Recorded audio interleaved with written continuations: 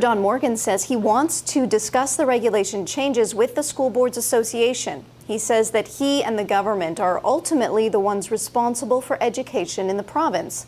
On the government's letter, which insisted boards cut employee compensation by 3.5%, Morgan said this. You know, I wouldn't want to do negotiations in the rotunda or on the floor of the assembly. It's in the budget, page 46.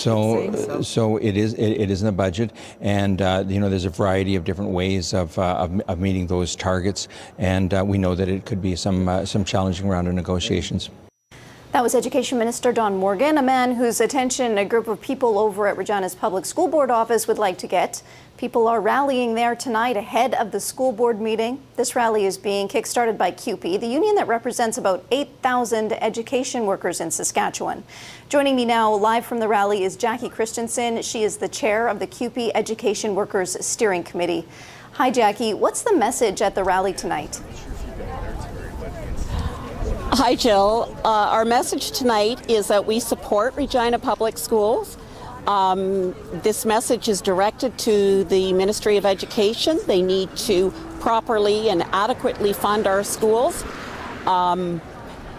They're in the funding model that was just announced on March 22nd. They are now funding children, and I hope I don't shock anybody by saying this, but the actual number that they're using to fund students is at a rate of 2007, which is a 4.5% reduction from a year ago. So I guess our government is even asking our children to take a roll back.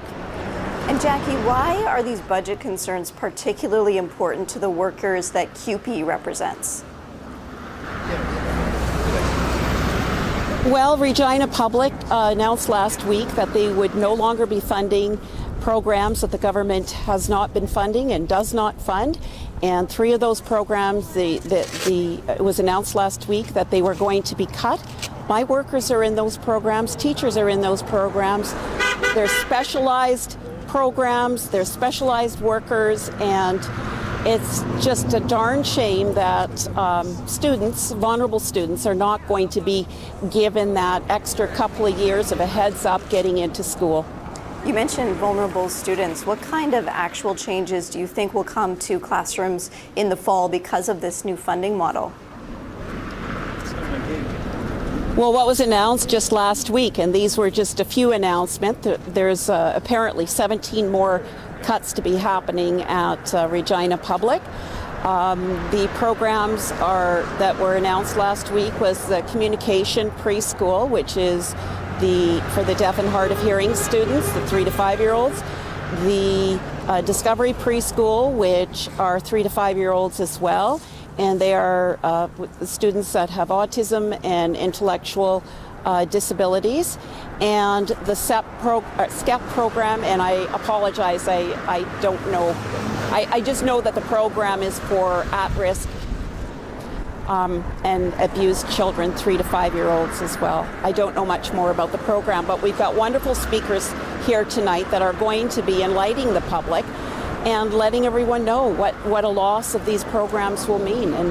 And you know, a school division that supports giving vulnerable children a head start to school, you know, only ensuring their success in schools once they get into kindergarten and grade 1, they're having to make these hard decisions now.